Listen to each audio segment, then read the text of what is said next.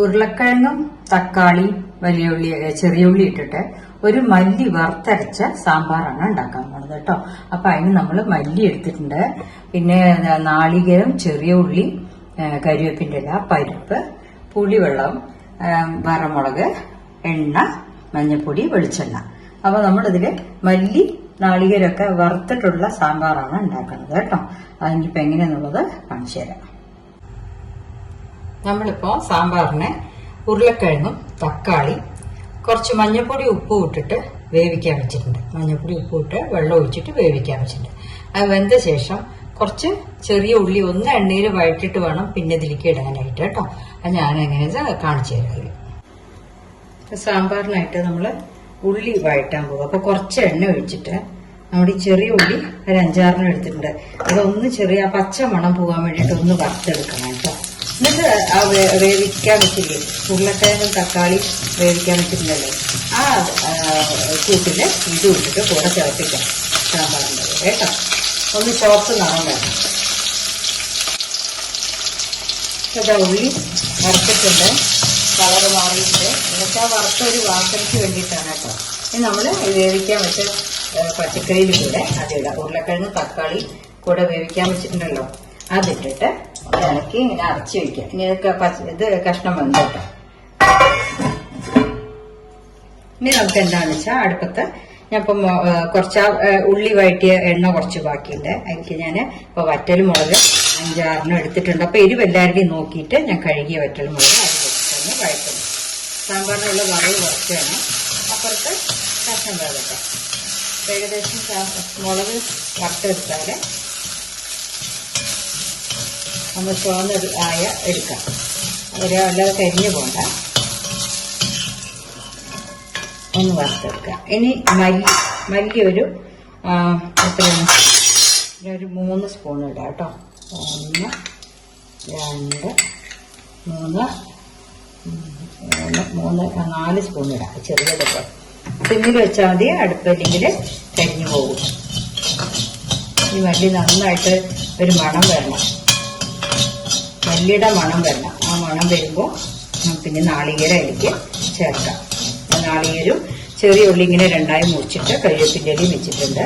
ഈ മല്ലിയുടെ ഒരു വാസന വന്നാൽ നമുക്ക് നാളികേരം അതിലിട്ടിട്ട് നന്നായി വഴറ്റി കൊടുക്കാം.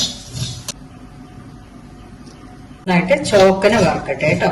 ഉള്ളി, ചെറിയ ഉള്ളി, നാളികേരും കരിവേപ്പിൻ്റെ ഇലയും ഒന്ന് ചോക്കന വറുത്തിട്ട് കാണിച്ചു തരാം. നാളികേരം നന്നായിട്ട് മല്ലി, മുളകും ചെറിയ ഉള്ളിയും ഒക്കെ കൂടെ നന്നായി വറുത്ത് വന്നിട്ടുണ്ട്. ഇനി അതിലേക്ക് ഞാൻ കുറച്ച് കായപ്പൊടിയും കൂടെ കെട്ടി ഒന്ന് ചൂടാറിയിട്ട് അരയ്ക്കുക കേട്ടോ. അടുപ്പ് ഓഫ് ചെയ്യുക. കായപ്പൊടി ആ സമയത്ത് എന്താ വെച്ചാൽ വറുത്ത കായപ്പൊടിയാണല്ലോ നമുക്ക് കിട്ടുന്നത്. ഉരുളക്കിഴങ്ങും തക്കാളിയൊക്കെ. ഇനിയിപ്പോൾ അതിലേക്ക് നമ്മൾ ആദ്യം ചേർക്കേണ്ടത് അരച്ചതാണ്. അപ്പൊ അരച്ച് വെച്ചിട്ടുണ്ട്. അരച്ചത് ചേർത്ത് അതൊന്ന് പച്ചക്കറി ഇതിലെ കഷ്ണത്തിലൊക്കെ ഈ അരച്ചതിന്റെ അരവ് പിടിക്കണം. അതിനാണ് അരവ് ചേർക്കുന്നത് കേട്ടോ.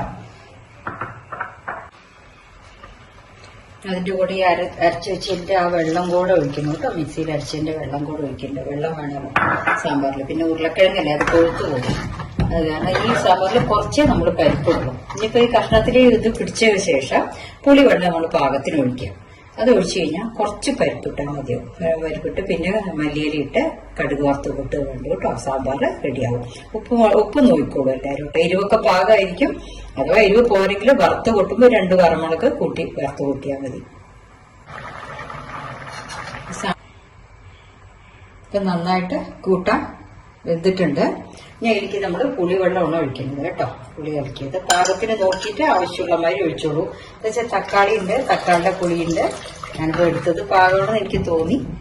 അത് കറക്റ്റാണ്, അത്രയേ ഉള്ളൂ. അപ്പൊ പുളി ആവശ്യത്തിന് അവരവരുടെ നോക്കിക്കോളൂ. എന്താ വെച്ചാൽ തക്കാളിയുടെ പുളി ഉണ്ടല്ലോ, അത് നോക്കണം. ഉപ്പ് നോക്കുക. ഒന്ന് തിളച്ച ശേഷം ഇത്തിരി പരിപ്പിട്ടാൽ മതി. ഇപ്പൊ പുളി ഇട്ടിട്ട് തിളച്ചിട്ടുണ്ട്. കുറച്ച് പരിപ്പ് വേണ്ടത്. ഉരുളക്കിഴങ്ങ് ഉടയുന്ന പച്ചക്കറി ചെയ്താൽ ഞാൻ കുറച്ച് പരിപ്പ് ഇട്ടിട്ടുള്ളൂ കേട്ടോ. അതിലൊന്നും അധികം ഇതാകണ്ട, മതി, ഇത്ര മതി. കുറച്ചിട്ടാൽ മതി. കുറച്ചിട്ടിട്ട് കുറച്ച് മല്ലിയില ഇടുക. അടുപ്പ് ഓഫ് ചെയ്യുക. ഇനി കടുകും കരിവേപ്പിൻ്റെ ഇലയും കൂടെ വറുത്ത് വെക്കാം.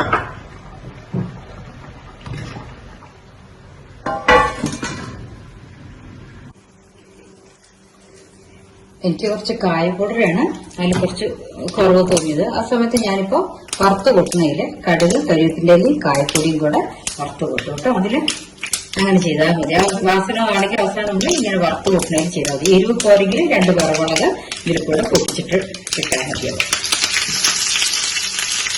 കുറച്ച് കായപ്പൊടി ഡയറക്റ്റായിട്ട് അടുപ്പ് ഓഫ് ചെയ്തിട്ട് നമ്മുടെ കറിയിലേക്ക് ഒഴിക്കാം. അങ്ങനെ നമ്മുടെ സാമ്പാർ റെഡി ആയിട്ടുണ്ട് കേട്ടോ. ഉരുളക്കിഴങ്ങ് ഉള്ളിയൊക്കെ ഇട്ടിട്ടുള്ള സാമ്പാർ. എല്ലാവരും ട്രൈ ചെയ്ത് നോക്കൂ കേട്ടോ. Okay, thank you.